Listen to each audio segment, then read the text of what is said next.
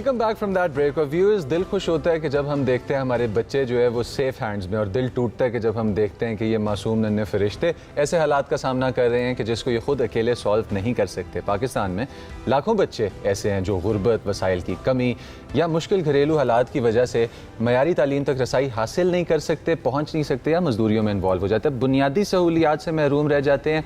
और ऐसे बच्चों के लिए और पसमानदा ख़ानदानों के लिए पाकिस्तान चिल्ड्रन रिलीफ फ्रंट यानी कि PCR तालीम को और तालीम को यतीम बच्चों तक पहुंचाना, यतीम बच्चों की कफ़ालत करना, आपके फ़नी और दूसरे जो तमाम तर हमारे पास एरियाज़ हैं एजुकेशन के, उनको इन तक लेके आना, और फिर उसके बाद हंगामी इमदाद समेत मुख्तलिफ प्रोग्राम्स ऐसे हैं कि जो टेक्निकल, नॉन टेक्निकल और उनकी ज़िंदगी में हेल्प करने वाले उन तक पहुँचाए जाते हैं।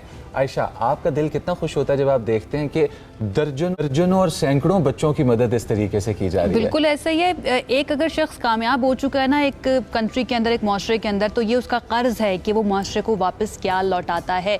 ये इदारा कायम करने वाले और इसकी जो रूहें रवा हैं उन्होंने ये कर्ज अदा किया और आज हमारे साथ भी मौजूद हैं शाहिद हयात साहब, executive director Pakistan children relief PCR हमारे साथ मौजूद हैं। उनको वेलकम करेंगे।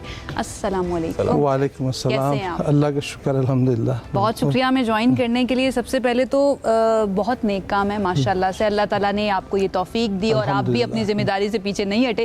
प्लीज़ ज़रा बताइएगा इस इदारे के बारे में, कब से काम कर रहा है, कितने बच्चों की अभी तक मदद कर चुका है, कितने बच्चों तक तालीम के बुनियादी जो हैं एस्पेक्ट्स उन तक आप पहुंचा चुके हैं? ये इदारा हमने 2019 में इस प्रोग्राम को शुरू करने का इरादा किया था, और उससे पहले हमारी जो टीम थी, कुछ दोस्तों ने मिलकर कि पाकिस्तान के अंदर मसाइल जो हैं उसका हल क्या है, कि तब्दीली जो है वो किस तरह लाई जा सकती है।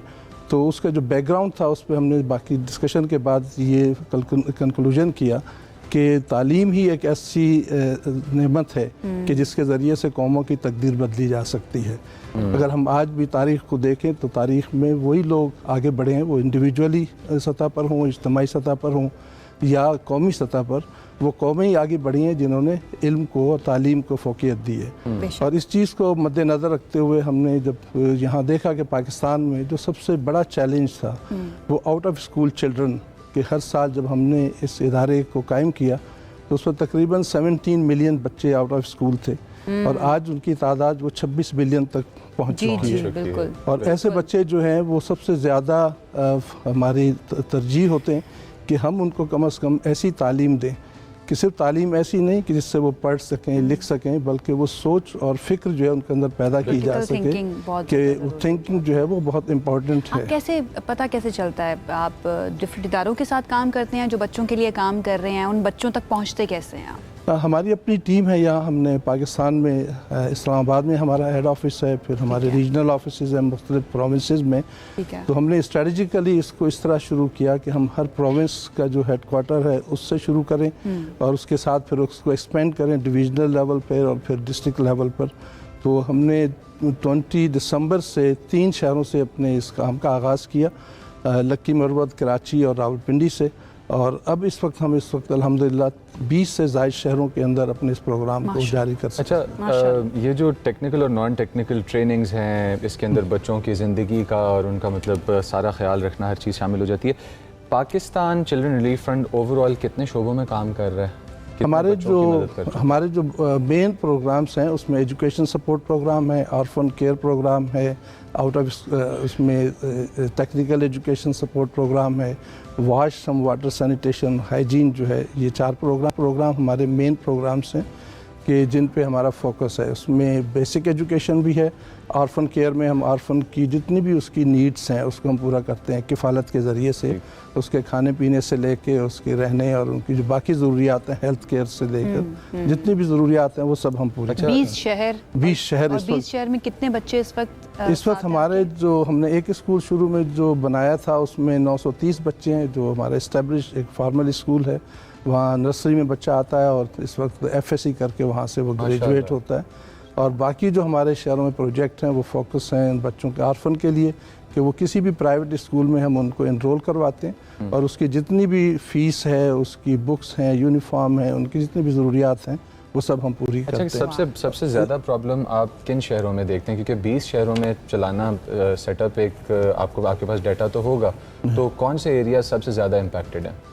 इसको अगर हम देखें कि सबसे ज़्यादा इम्पैक्टेड शुरू में हमें जहन में आता था कि शायद देही इलाके ऐसे हैं कि जहाँ सबसे ज़्यादा गुर्बत है या जहाँ सबसे ज़्यादा इस तरह के मसाइल हैं, लेकिन जब हमने काम करना शुरू किया तो हमें अंदाज़ा हुआ कि बड़े जो शहर हैं और उनकी जो बड़ी सोसाइटीज़ हैं, DHAs हैं, बहरिया टाउन्स हैं, इस तरह की सोसाइटीज़ हैं, उसके साथ जो कच्ची आबादियाँ हैं, जो स्लम्स एरिया हैं, वहाँ हमें बहुत ज़्यादा प्रॉब्लम्स जो है नज़र आए। इसलिए कि जब हमने सर्वे किया तो एक एक कमरे के अंदर हमने 12-12 मेंबर्स, फैमिली मेंबर्स को रहते हुए देखा।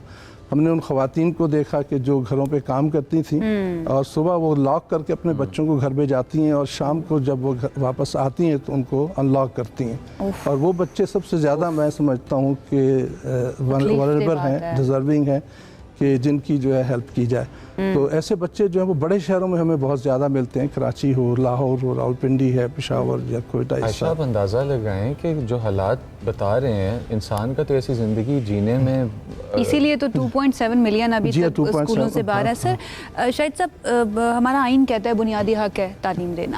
आपको क्या लगता है, या आपकी वर्किंग जितना आपने अभी तक काम किया है, बुनियादी चैलेंजेस क्या हैं जिसकी वजह से बच्चे अभी तक दूर हैं तालीम से? जब सबसे बुनियादी काम तो हम सब जानते हैं कि ये गवर्नमेंट और स्टेट लेवल का काम है कि उसको ये काम करना चाहिए, लेकिन मैं समझता हूँ कि जब वो काम नहीं कर सकती किसी भी रीज़न की वजह से, हम उसमें नहीं जाना चाहते, लेकिन जो कम्युनिटी है या सोसाइटी है उसकी जिम्मेदारी होती है वो इसको लेकर चले। अब यकीनन उसमें बहुत सारी ऑर्गेनाइजेशन इसमें काम कर रही हैं। एक तो उनके दरमियान कोऑर्डिनेशन जो है वो बहुत ज़रूरी है, जो लैक करती है इस वक्त। अगर हम देखें कि उनके आपस की कोऑर्डिनेशन जो है उसमें भी हर एक का अपना अपना एक व्यू, पॉइंट ऑफ व्यू है जिसकी वजह से अगर बिलफर्ज मैं या हमारे व्यूअर्स, आयशा, हम लोग पार्टिसिपेट करना चाहते हैं इस मिशन में कि बच्चे स्कूल जाएं, पढ़ें, हम लोग किस तरह से अप्रोच कर सकते हैं, हम लोग किस तरह से हेल्प कर सकते हैं? कितने दरकार होते हैं फंड्स अगर हम सालाना बात करें, और क्या अपील करेंगे आप देखने वालों से? हम जो है इस वक्त बिल्कुल लो उसके साथ एक्सपेंस के साथ हम एक बच्चे को एजुकेट कर सकते हैं। जो हमारा बेसिक लर्निंग सेंटर है जहाँ हम प्राइमरी एजुकेशन देते हैं बच्चे को, उसकी जो मंथली कॉस्ट है अगर मैं डॉलर्स में कहूँ तो $5 पर चाइल्ड पर मंथ है, और सिर्फ $5 से हम एक बच्चे को प्राइमरी एजुकेशन दे सकते हैं। उसमें हम हेल्प आउट कर सकते हैं। फिर एक यतीम बच्चा जो है उसकी किफ़ालत, उसमें जितनी भी ये ज़रूरियात हैं बुनियादी उसकी, हम सिर्फ $40 हर माह की डोनेशन से उनकी हेल्प कर सकते हैं। वो $480 जो है पर ईयर होती है, लेकिन इसमें कमिटमेंट की ज़्यादा ज़रूरत है। बजाय इसके कि हम वन टाइम डोनेशन दें, बल्कि हम इसके अंदर कंटिन्यूस कंसिस्टेंसी जो है और कंटिन्यूटी जो है वो बहुत ज़रूरी है कि हम उस बच्चे को अडॉप्ट करें, उसको अपने साथ। देखने वालों को क्या कहेंगे आप? मैं अपने नाज़रीन से यही कहूँगा कि वो पाकिस्तान चिल्ड्रन रिलीफ की वेबसाइट को विज़िट करें, pakcr.org,